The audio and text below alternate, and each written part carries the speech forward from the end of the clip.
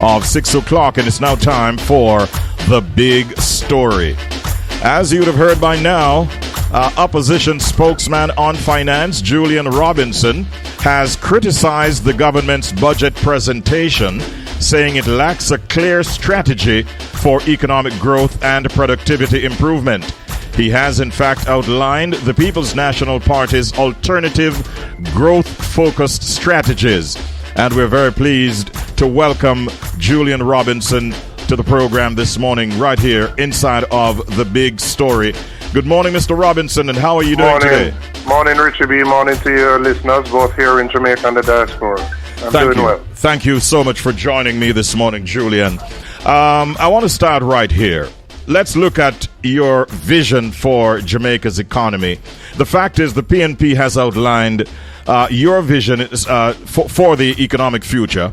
What are the key pillars of your economic plan, and how does it differ from the current administration's approach?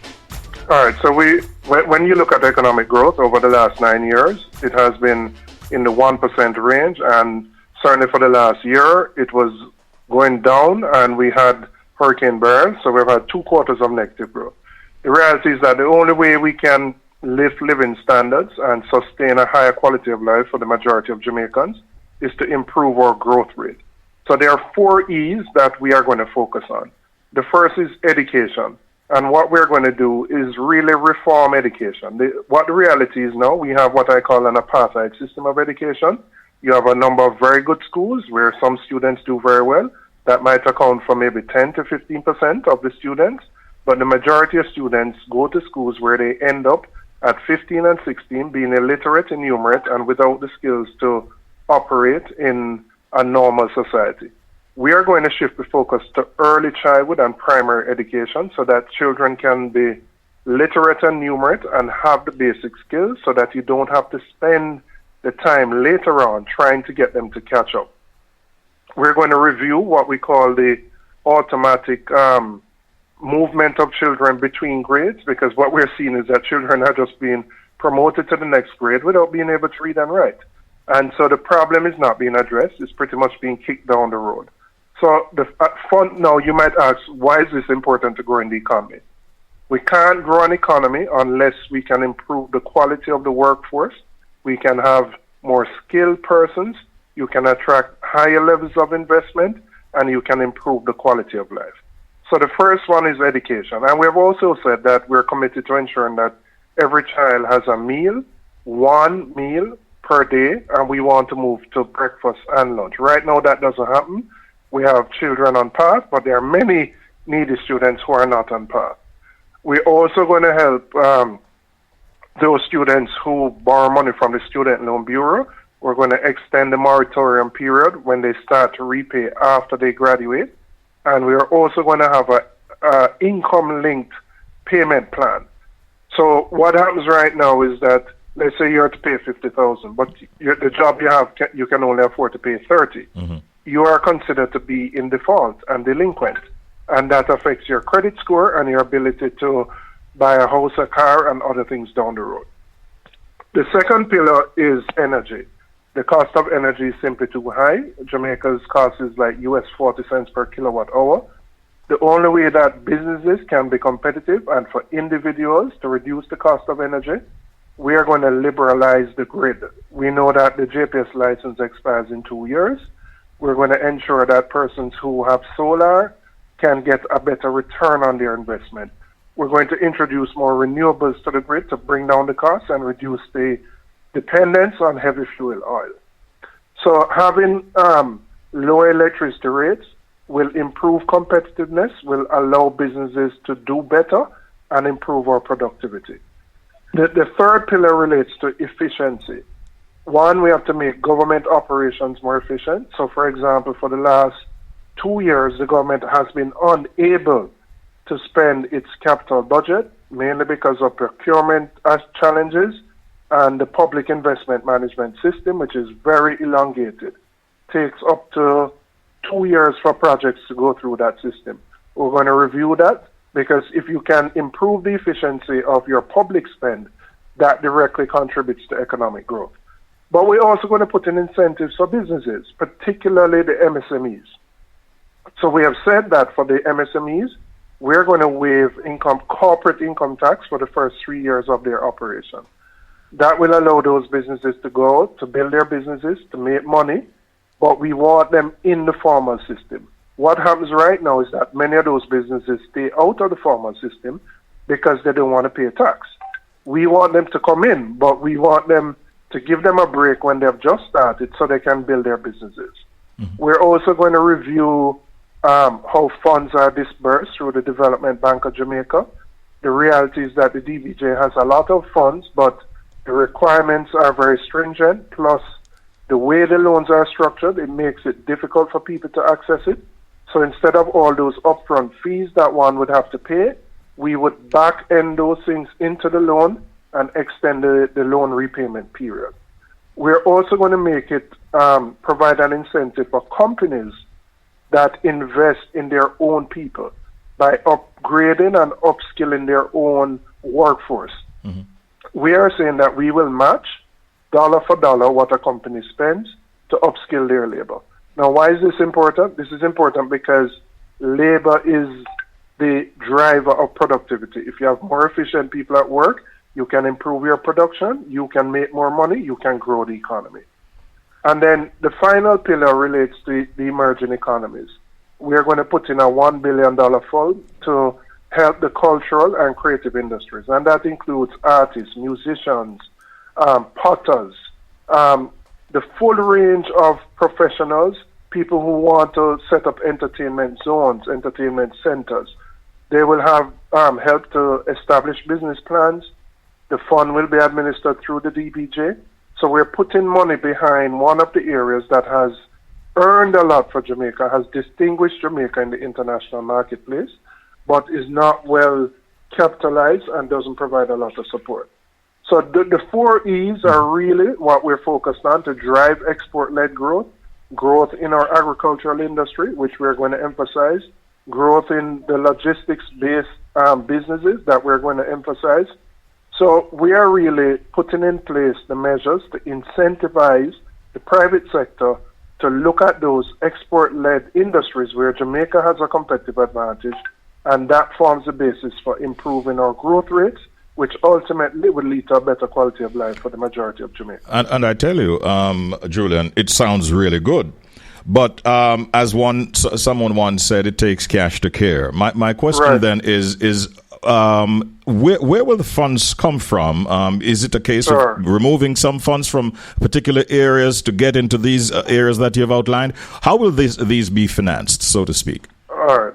So in different ways. So when we looked at the total cost of doing everything, we are in the region of about $9 to $10 billion, which is well within the envelope that can be financed currently.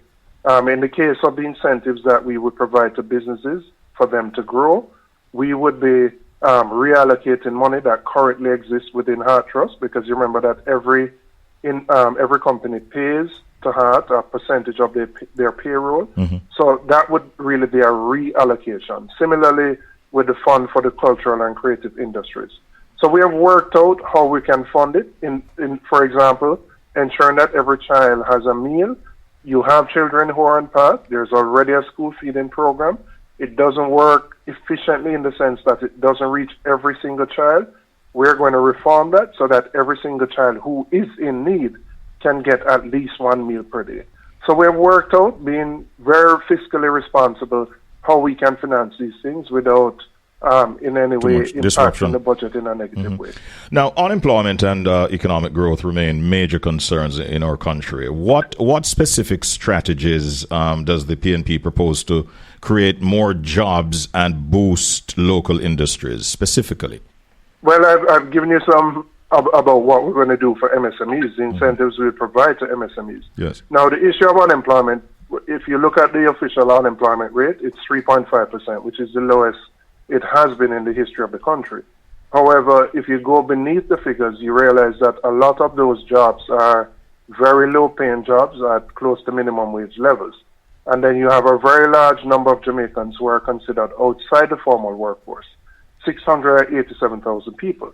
So there's a bit of a, what people might call a dichotomy. When you hear 3.5% unemployment, and then if you go into many inner city communities at 10 o'clock in the day, you see a lot of people who are not working. And then you say, but wait, if we're close to full employment, what is the issue? Now, there are a number of issues. Some people opt out of the workforce for different reasons. They don't want to take on low-paying jobs. They may do their own hustling, which is informal, etc. Part of reforming the education system is you want to improve the skills level of those persons so that you can bring them into the formal workforce, which is why education is such a critical pillar of what we're going to do. So for unemployment, there's no immediate fix in the short term, but we have to start reforming education so that we can produce more persons who have the skills to operate in the formal workforce. Mm-hmm. I know that another big issue for many Jamaicans is the cost of living and inflation. You spoke to some areas that would provide some kind of relief to Jamaicans, right. but can you further outline some of the immediate steps that you, as a government, would take to ease the financial burden on ordinary citizens? So we looked at the most vulnerable groups. We looked at pensioners, for example. Mm-hmm. And we said we would introduce for pensioners, anybody over the age of 65, a flat rate for your water commission bill. We would base on that flat rate looking back at your historical consumption over the last 2 to 3 years. We would then have some safeguards in there that if persons' consumption suddenly spike, in some cases it could be caused by a leakage. But if people are now consuming way above the flat rate, then we take them off the system and put them back to the regular thing, because we obviously can't allow their abuse of that system.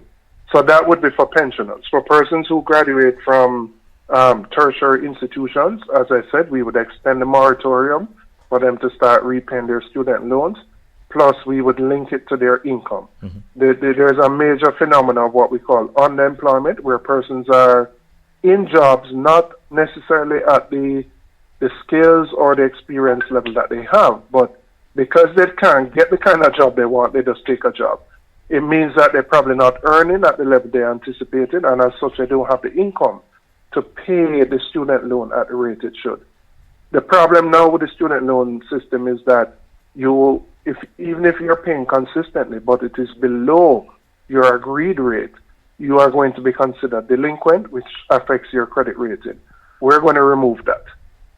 Mm-hmm. And then for parents who have students at school, we're saying, many parents can't afford the lunch money, and we're saying once you get to school, once you're in need, whether you're on path or not, we will ensure you get one meal per day. Okay. So those are the immediate things that we're doing to ease the cost of living pressures that many Jamaicans are facing in a very targeted way. Yes. We are having an interesting discussion here with the opposition spokesman on finance, Julian Robinson. I want to turn our attention now to the matter of debt management and fiscal responsibility. The truth is, many would agree that Jamaica has made significant progress in reducing its debt over time. But how would the PNP continue to manage debt while ensuring increased investments in critical areas, healthcare, infrastructure, and so on? So we would, it's important to know that the basis of our current debt management system started with the PNP back in 2012, 2016. We would continue on the path of paying down our debt, consistent with the agreement that we have with our multilateral partners, so we can get to 60% debt to GDP ratio by 2028.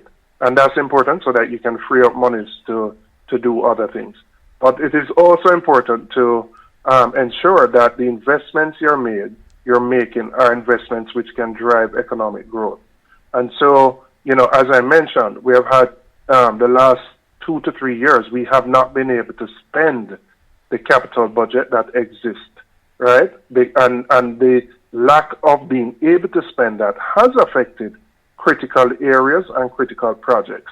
So improving our ability to spend is a major part of what we plan to do as a government, and investing in the areas that can drive economic growth is also very important. So, the fiscal responsibility, which started in 2012, 2013, has continued with the current administration. we are committed to keeping that, but ensuring that we have the investment in the critical growth-inducing sectors which can drive economic growth and productivity. And my final question, Julian, has to do on the subject of investment, being able to attract foreign direct investment, for instance. Is that going to be something that you'll place a lot of emphasis on? Absolutely, because without that, you can't grow the economy. But one of the major issues why you can't attract more investment is that if people don't believe you have the quality of the workforce, then they're not going to come here. So, for example, we have done very well in the business process outsourcing area with mainly call centers. You want to transition that to go beyond call centers to higher level type work, software engineering, coding, etc. But if you don't have enough people who are skilled in that area, then you won't be able to attract that investment. And that is why reforming the education system is so critically important to driving a higher level of skills in the workforce and attracting more investment. You also have to invest in the physical infrastructure because no investor wants to come here and have to deal with, exceptionally bad roads, etc. So, the reality is that, you have to ensure that you spend your capital budget and you have to invest in the areas that can drive economic growth. And to be clear, it is not that you're saying that you're going to, leave the BPO sector, for instance, behind, because it does. No, not at all. Yes. But the BPO provides a significant level of employment, and that particularly for young ladies who account for probably 90% of the workforce. But what we're saying is we want to move just beyond BPOs, which is probably 80 to 90% of call centers of what we do now, and have higher level type jobs so that persons don't have to aspire to migrate, that they can stay here, they can earn good money in Jamaica and build their lives here in Jamaica. But you can only do that by lifting the quality of the workforce, which means you have to reform the education system. You believe the PNP is ready to govern Jamaica again, Julian Robinson? We are. We have given a lot of thought to the issues that have affected the country. We have a team of persons, a diverse team with different experiences, some with prior experience in government, many coming out of the private sector with good ideas. We understand that we would not have a honeymoon once we get in, and that is why we are starting to articulate the policies and the programs that we would implement once we become government. All right. I want to thank you, Julian. By the way, the last question I asked about whether or not you believe the PNP is ready to govern Jamaica again, it forms my weekly poll question, and listeners are asked to go to www.richiebradio.com and cast a vote on that question. Do you believe the PNP is ready to govern Jamaica again? The options are, yes, they have a strong plan and good leadership. No, they need more time to rebuild, or not sure. Get there and cast your vote. Julian, I thank you for your time this morning. And Thank you very much. I wish you well. Have a good day. All right. Bye-bye.